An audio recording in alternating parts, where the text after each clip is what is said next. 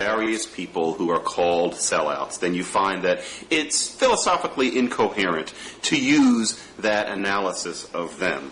And as far as I'm concerned, everything you're saying is correct, except I personally think of your book as a wonderful argument for just eliminating the entire term. And I think of something like this. This happened 10 years ago, so I think I can talk about it. When I was out at UC Berkeley, after Proposition 209, which Ward Connerly instituted to ban racial preferences in the UC system, I was walking down the hall, and some very nice people, very nice black people, kind of grabbed me and said, and I don't really know what this meant, because this is long before I had any kind of public presence. They said, hey, you have kind of a conservative look. You want to audition for our movie? And I said, okay. And I'm just an obscure linguistics professor. Barely anybody knew who I was, and I liked it that way. And it turned out that they were doing a short film, and what it was about was somebody, probably about 30 years old, black guy, who was going around giving speeches for Ward Connerly and his organization. And because of the ban on racial preferences, a young woman's little brother had killed himself because he couldn't get into Berkeley based on the new system. And the woman basically follows this Ward Connerlyite home, finds that when he gets home, he takes off his bow tie and his suit jacket and puts on hood clothes and changes his dialect. And it turns out that he's a really down-with-it brother, but he is adopting all of these views because he sees the way the economy is tilting, and he wants to get his. And he actually gives a long speech where he switches from talking like, Carlton on Fresh Prince, or I suppose me, into speaking the way, quote-unquote, real black people speak.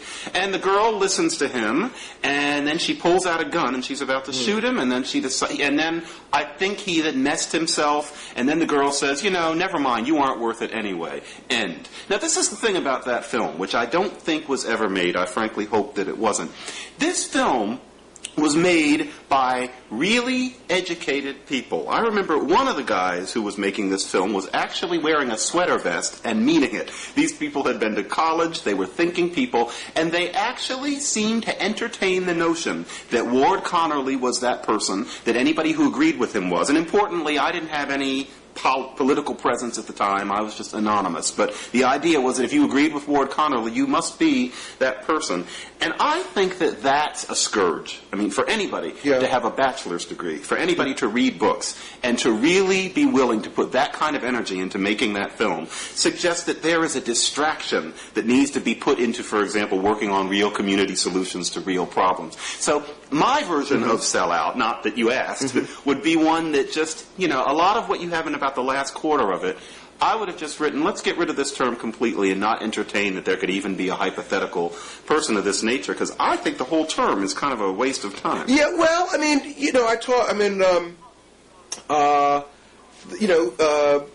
Steve Carter at Yale agrees with you, and I've talked, and I understand a number of people who, I can understand that position. What about my counter to it is largely theoretical, but I think might have some real world purchase. The reason why, as you know, the reason why I want to maintain the word is because of my idea that anytime you have a group, if you're going to have a group, that means necessarily you're going to have boundaries. And to have a group, it seems to me, logically means the possibility of betrayal. But then you're talking about how multifarious the black community is. Yes. And so, can we really say that there are going to be boundaries when there's so much variation? Well, yeah, but the boundaries I give are way out. And, frankly, I think I've gotten criticism, man, because I think that there are people who would say that, in fact, though not in theory, I come close. I come essentially to where you are, because I've said to people, listen, imagine a black person who says, I'm in favor of Negro slavery. Or imagine a black person who says, I'm in favor of Jim Crow segregation. Right, and there are no such And there people. are no, and so I say, I don't. If you show me that person, then fine. I don't mind you calling them a sellout. There's a sellout. Right. But but the things that launch debates in our community are way away from that. So affirmative action. Now here, you and I disagree. Mm-hmm. You and I definitely disagree. We've disagreed for principled reasons. We've disagreed in print. We've disagreed face to face. I'm generally in favor of affirmative action. You're generally against. Now, against racial preferences forever. Okay. Yeah, it's specifically, I think it was good at first, but what's the time limit, and should it be based only on race? Yes. Okay. But, frankly, frankly, there are people who take a stronger anti-position than you do. Mm-hmm. And I disagree with them. But what I say, Justice Thomas, I said, listen, I disagree with Justice Thomas. I wrote 40 pages of disagreement saying he's wrong in this way, wrong in this way, wrong in this way. But the fact of the matter is, I've talked with plenty of people who don't like affirmative action and who have shown through a lifetime that they are strong proponents of civil rights. Exactly. What are we going to do with Bayard Rustin, for goodness sakes? For example, that's right. He was against affirmative action. If he was alive now, it made no sense to him. Exactly. Yeah. If you go back in time, it's interesting the adjustments some people would have to make. Bayard Rustin was also against expanding welfare for poor blacks as riot insurance, which is something that happened in the late 60s, and he was certainly a real black man, but his idea of how the Great Society worked was very different from anything that would be familiar to us. That's definitely true. I want to ask you, Randy, in light of what we're talking about here, though, and the boundaries of the black community, here's a question. I wrote a piece last week that has gotten a surprising amount of attention, where I made what I thought was the simple statement that there is a such thing as black culture and that it can be described, and I tossed out that there a is few such potential a thing. things. I said that there is black dialect, which is a legitimate and coherent dialect and is born in the black community. I said that there is black music. I said that there were issues of bodily carriage. I said that there was food. And I said, I mentioned Juneteenth, and I mentioned ability on the dance floor. And I said that not all black people have those traits. Some people have them more than others. And, of course, there are other traits. Right. But that there is a such thing as black culture, and that, therefore, it's perfectly ordinary to say that one black person is culturally blacker than another. And that's what I said. That has... about once a year I write one that I think is very innocent, and suddenly I find that people are enraged. That one has people thinking that I have just gone completely out of my mind. Well, who's criticizing you? To say that there's a such thing as black culture. What did you say? Who's criticizing you? Oh, for goodness sake. For one thing, I made it to Gawker last week, and, apparently I'm just a complete lunatic. I've offered this simplistic definition of what black culture is. I've just got issues, et cetera, et cetera.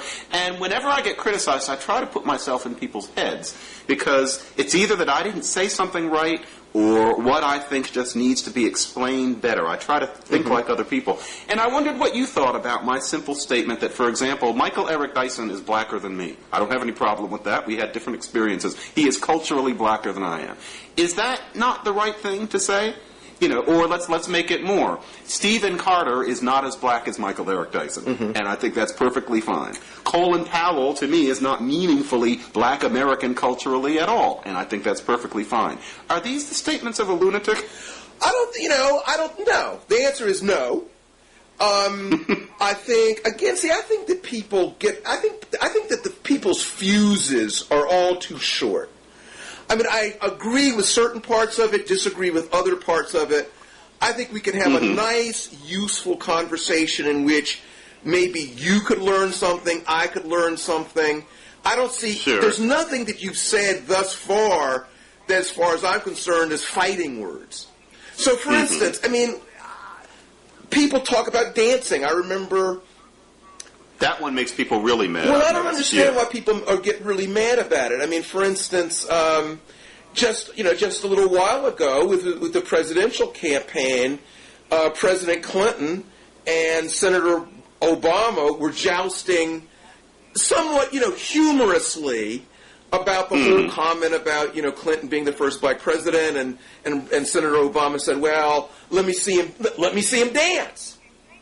Right. And he clearly was latching on to something real. I mean, we all know that before Soul Train became popular, we all know that there were fewer white people who knew how to dance well.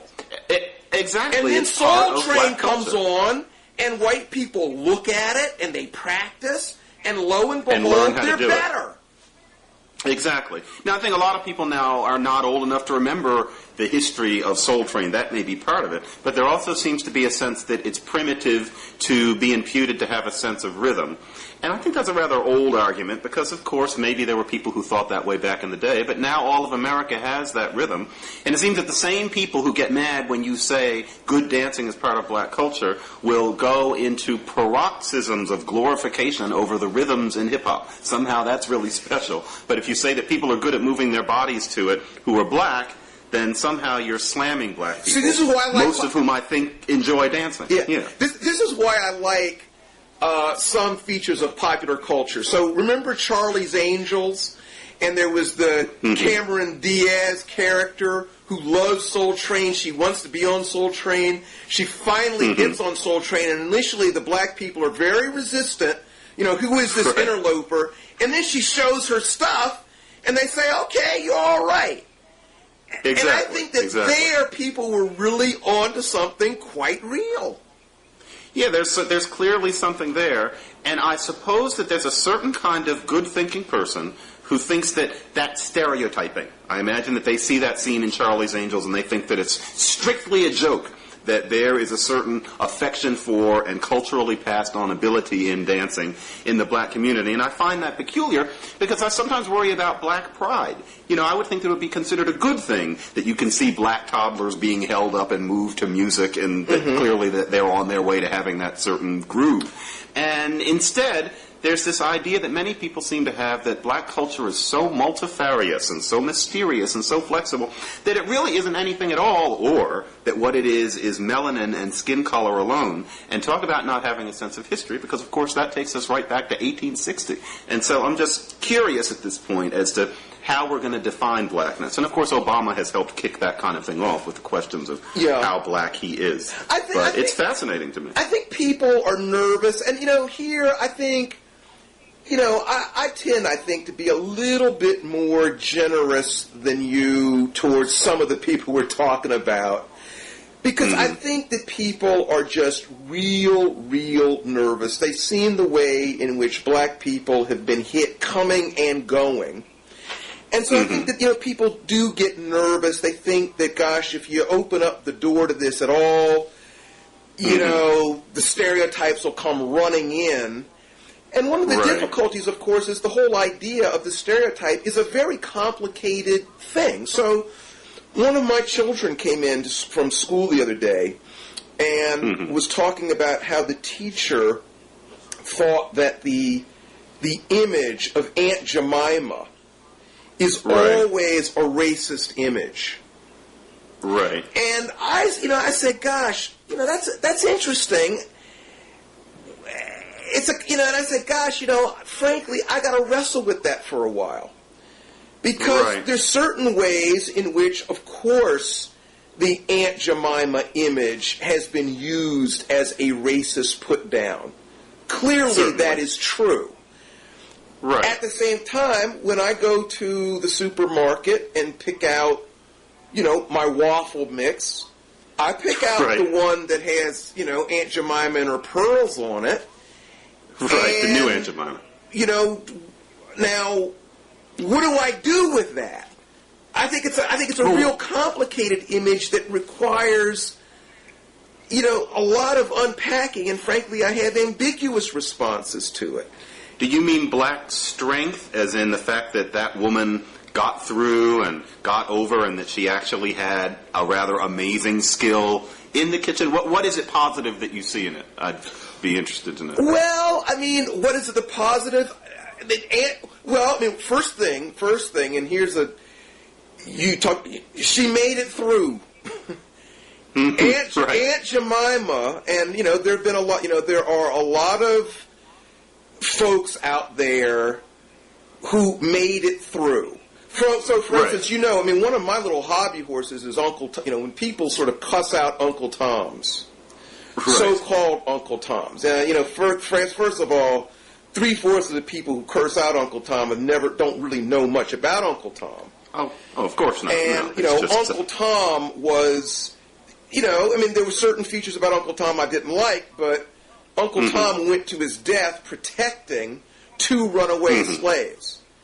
People don't know that. Now, apart from that, there are black men and women who have acted in a servile way in the face of white oppression. And what I say about most of them is, God bless them.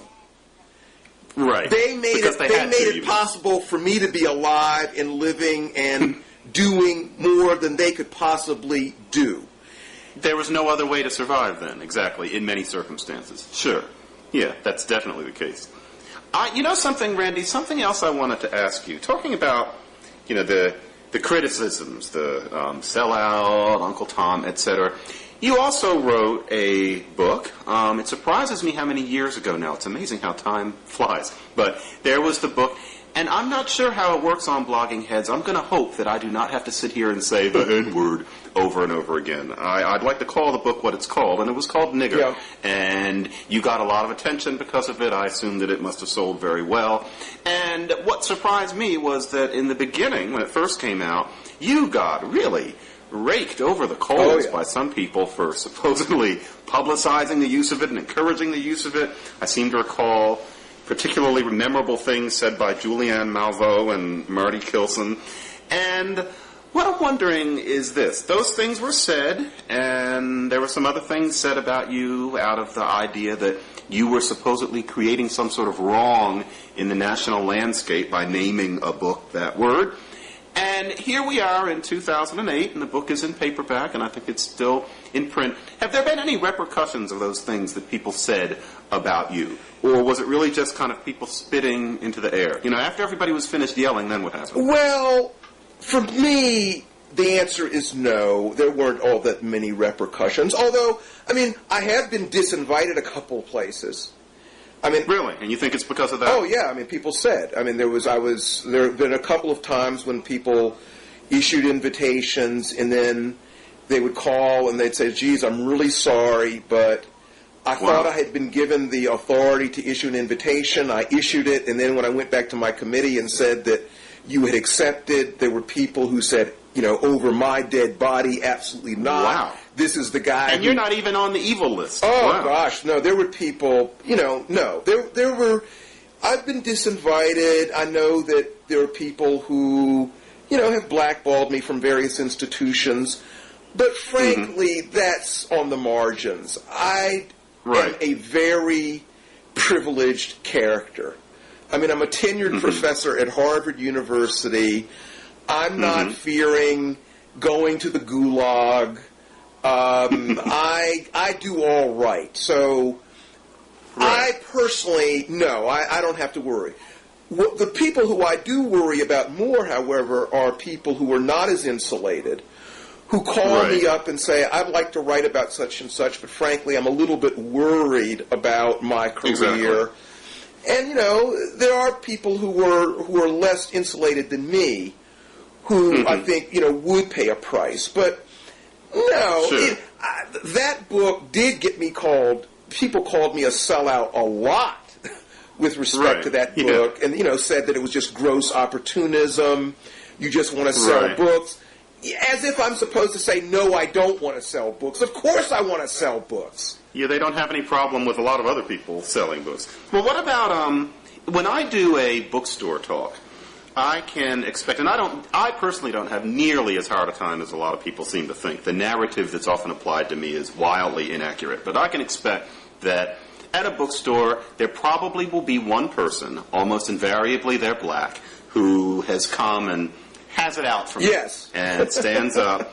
And, they're very mean, and, there might be a smattering of people in the audience who kind of half-heartedly applaud them. At least one. Yep. You can expect it.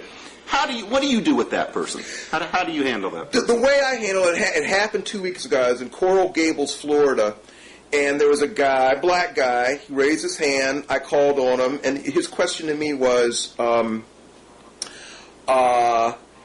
do you think that you were crazy?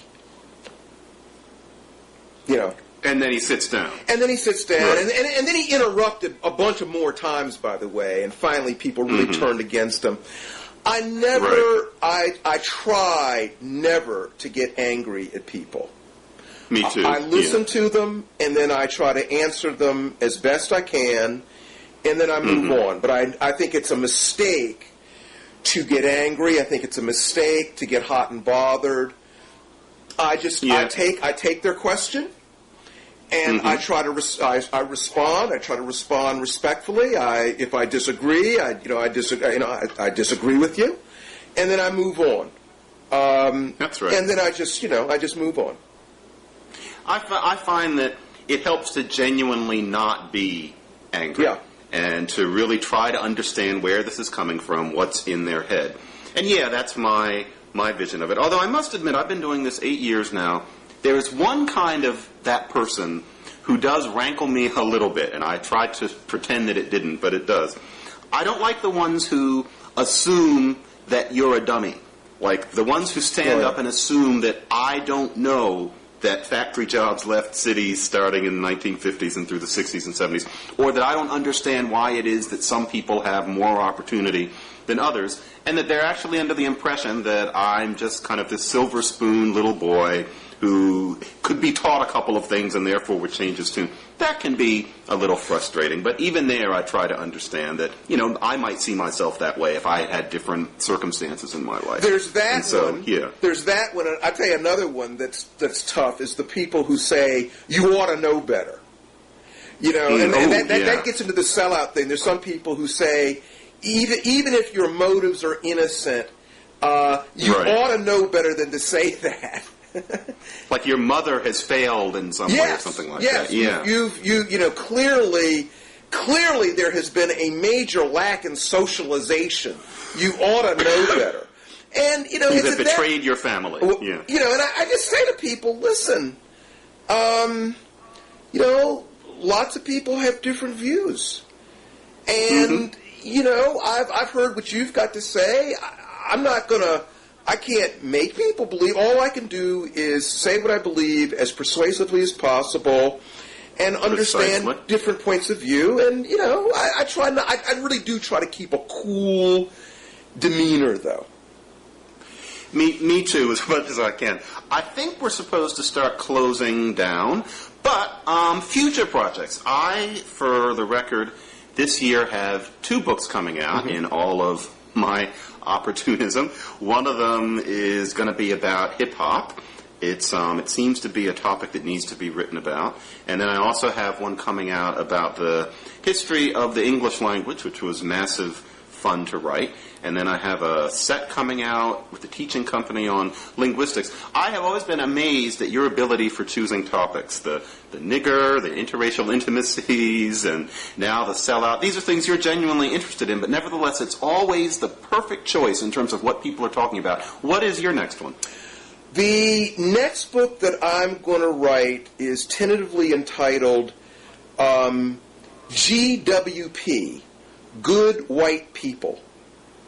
And it's going to be a history of anti-racist activism amongst white people. So abolitionists, the people who were in Reconstruction, the people who fought the good fight, communists and Jews, prior to the Civil Rights Revolution, the people during the Civil Rights Revolution. That's right. And I think it'd be an interesting topic because these are people who, on the one hand, had to contend with fellow whites who thought that they were lunatics or malevolent, and on the other hand, had to grapple with people of color who distrusted them, or in some cases were very resentful of them. That's right. And so I think, and then there's some people over whom there's a real question mark. So, in the last few years, there's been a lot of very strong criticism of, of all people, Abraham Lincoln, of course, or Lyndon Johnson. So I think that I think is going to be my next book. GWP. What got you interested in that particular topic? To tell you the truth, it's long been an interest of mine. It's been an interest of mine that's got me into some trouble. The first time I think that I was called a sellout in print was when I had just finished law school, and there was a protest here at Harvard Law School undertaken by some student organizations who very harshly criticized Jack Greenberg, who had been hired to teach a race relations law class. The black students were critical of Harvard Law School because of the dearth of black faculty, and I think that there was some merit in that criticism, but they chose, of all people, to attack Jack Greenberg, who had been, just a wonderful champion throughout of civil rights, throughout the Civil Rights Revolution. And I wrote an article in the Nation magazine called "On Cussing Out White Liberals," in which I said, for goodness sakes, don't cuss them out. And for that, I was cussed out. And so this has been a thing with me, over the years. And so, I've been taking notes and, sending up test balloons. I think it might be an interesting book. I look forward to that. And, it's interesting. We have never met in person, to my recollection. We've spoken on the phone, and now we're meeting again in this oddly virtual way where we'll only see each other when it's up online. Right. But I hope one of these days we can be in the same room together. But I'm glad that we did this. It's been very good talking to you. I hope so. And let me say one thing while I've got a quick moment. I really respect you, John, for a variety of reasons. But one reason I respect you, and I think it's quite pertinent to our discussion. You wrote a book a number of years ago, which I wrote a very harsh critique in the pages of the LA Times. I remember. And I think that, frankly, many people in that circumstance would have relished the opportunity to stomp on one of my books. And you've reviewed two of my books subsequently, and I must say you have been extremely generous. You've had some criticisms, but the overall spirit with which you reviewed the books was quite generous. And for that, I am grateful, and for that, I frankly issue publicly my admiration. Well, I appreciate that, because I don't see the point of being gratuitously mean. And when you did that review in the LA Times, the first thing I did was I tried to put myself in your head, and I could understand where you were coming from. And actually, when I reviewed Nigger, I did think to myself, wouldn't it be fun to stomp all over this to get him back? And I thought, but there'd be no point to it. I will read this book pretending that LA Times review didn't exist, and therefore I wrote honestly. I wrote what I thought of the book. Well, I'm glad you refrained, and I'm glad you escaped the temptation to get revenge. But feel free to stomp all over some book I write in the future if you feel that it is appropriate. And we'll see what happens. But thank you for that. I appreciate that. Good luck with your work. And so, thank you, and good luck with yours, and maybe we'll talk again. Don't stop Take care.